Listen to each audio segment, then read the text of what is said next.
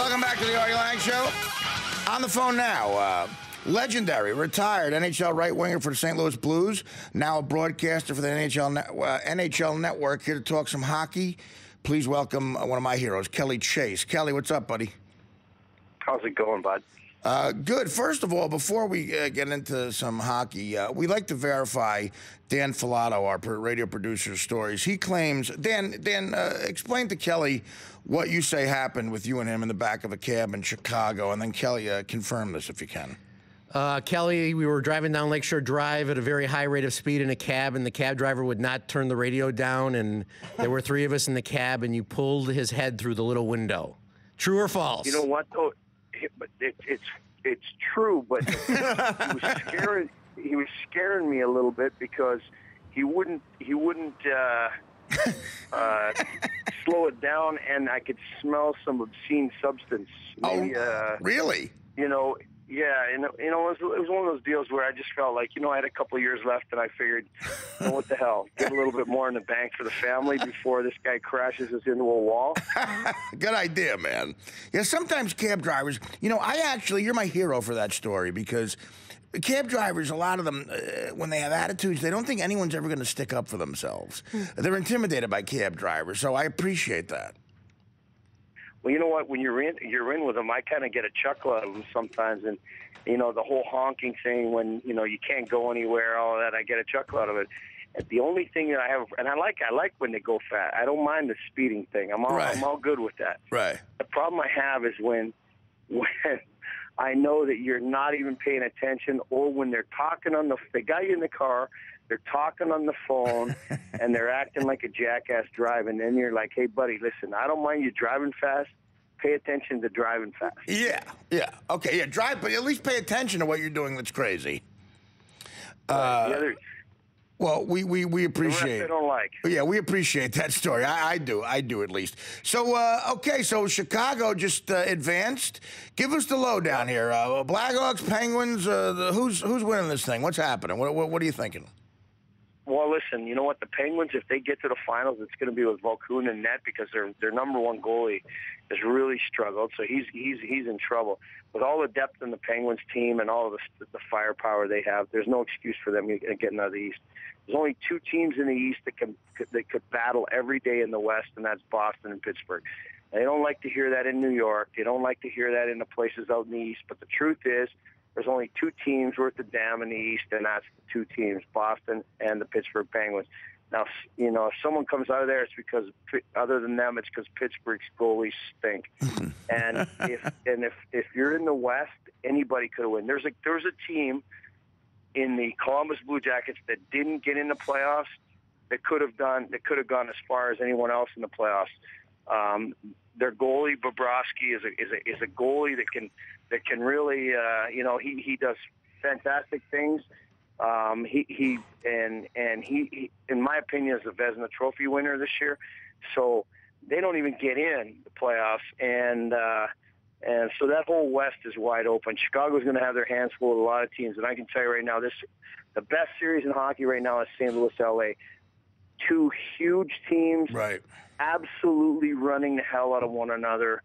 It is, if you love hockey, and I mean, I'm around a bunch of hockey guys right now that have nothing to do with, no dog in the fight when it comes to St. Louis, that were pretty significant players in the league, and they're all saying the same thing. Have you watched this series? And I'm like, yeah, but every game, it's unbelievable. The way they're playing in this series is unbelievable. So Chicago definitely has had a fantastic year. They got goaltending, they got depth. They're playing like they want that cup back, but there are a lot of teams in the West that can sneak up on you.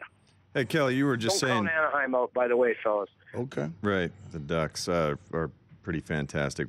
You were just saying Pittsburgh's goalies stink. What's your take on the Kings goalie, Jonathan Quick? It looks like your Blues can't quite figure out how to get the puck past him. Unbelievable. This kid has been phenomenal. He's back to his, the Conn Smythe kind of a year that he had. I mean, Game 3, the LA Kings had no business winning, and Quick won the game for them. Great goalie, yeah. In this last game that they lost in overtime, Quick was the first star of the hockey game, certainly, in my opinion, and St. Louis outplayed him a little bit, but but they get the goal in overtime. But I mean, every game has been a 1-goal game, but Quick in Game 3 was the difference. I mean, all of a sudden, if the Blues win that game, they're up 3-0 in this series. As much as big as LA is, as hard as they lean on you, and as skilled as they are with their size, they wouldn't have come back and won 4 in a row. Hey, Kel, explain this picture you tweeted, I think it was earlier today, of this St. Louis fan with the playoff beard. Explain what this is. This is a fascinating picture. Listen, you can't make that kind of stuff up either, by the way. You know, that's a solid St. Louis fan. The NHL has the beard-a-thon going right now, you know, and I've got to go myself. The difference is mine's on my face. And, you know, and this young lady showed up at the game, and she said, hey, I got my playoff beard going. And I literally drove by and I laughed. Yeah. And when I got the picture, I was howling. I was like, I got to take a picture.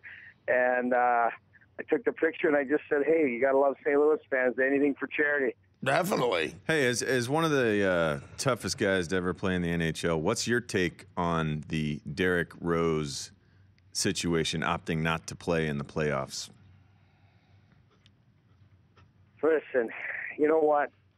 Our whole lives, for us, we grew up, I would assume, you grew up, all you want to do is play in this, you know, and for me, you grew up, you want to play in the Stanley Cup Finals. That's all you want to do. You dream of playing. I've seen guys pull out of games now in other sports. It makes me sick. I've seen guys come out of games where they're sore. They got a sore finger. Yeah, right, exactly. They got a sore knee.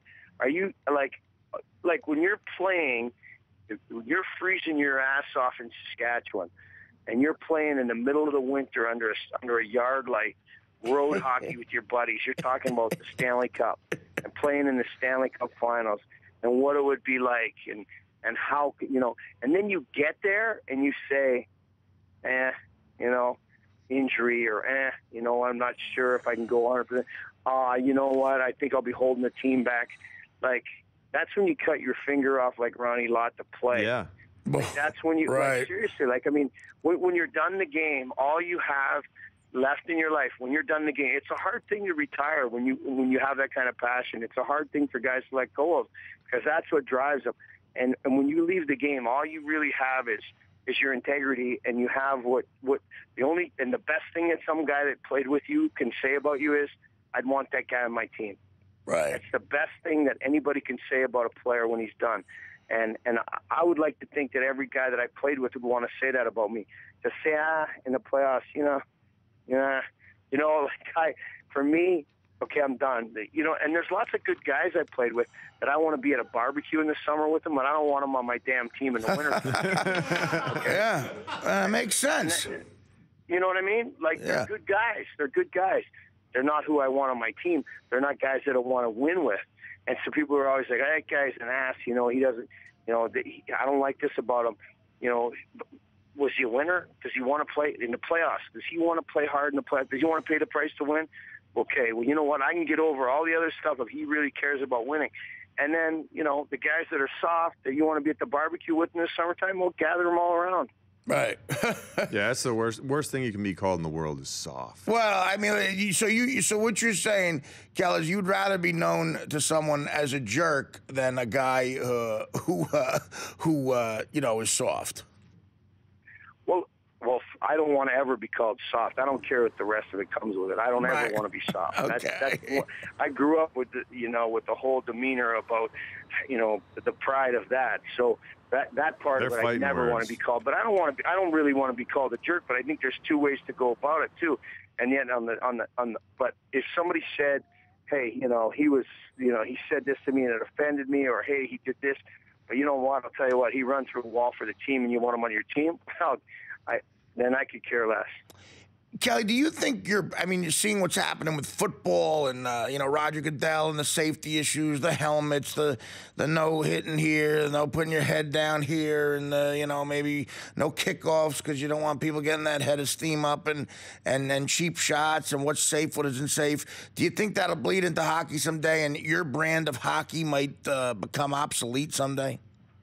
Well, you know what? I think it's bleeding into it a bit now, but Right. I think the real recognition is that, you know, we got all these cameras and we got these, you know, bleeding hearts that are talking about, you know, I mean, I want guys to be safe too, and I'm living, breathing example of guys that can you know end up, you know, injured and be in a bad way at some point. But I can tell you this, I would rather that the players sort stuff out on the ice, because I see the things that are happening now. You would never take a run at a good player, Right. and you know, when I played and not have some kind of recourse. You can say what you want, like, oh, well, you know, that's not true. I saw when you played this happen. Yeah. Well, we would go out and make sure that there was a little scuffle. We'd pull a guy out of the pile and make sure you understand why he got a licking. And then you wouldn't run at Brett Hall. Or, if I remember, one of the best things that's ever been said to me was by Pavel Demitra, who was in one of the, you know, in the plane crash. Him and Korolev, that played in St. Louis, were in that plane crash in Russia. It was a terrible, you know, loss and an accident. But he said one time the best time I ever had playing hockey, and the most exciting time I ever played hockey, was when I played in St. Louis with Twist and Chase, because I knew I could just play the game. I didn't have to worry about anybody taking advantage of me. Right. And that, to me, that's a sense of pride to us, because we knew we were appreciated by a guy that was a highly skilled player. And now, like, listen, I say this all the time. I never worried about hitting Steve Yzerman from behind and worried about what the fine was. I never worried about Gary Bettman calling me or Brian Burke calling me if I hit Steve Yzerman from behind. I already knew what the penalty was. They could find me at the league all they wanted. The penalty was Joe Kocur and Bob Probert.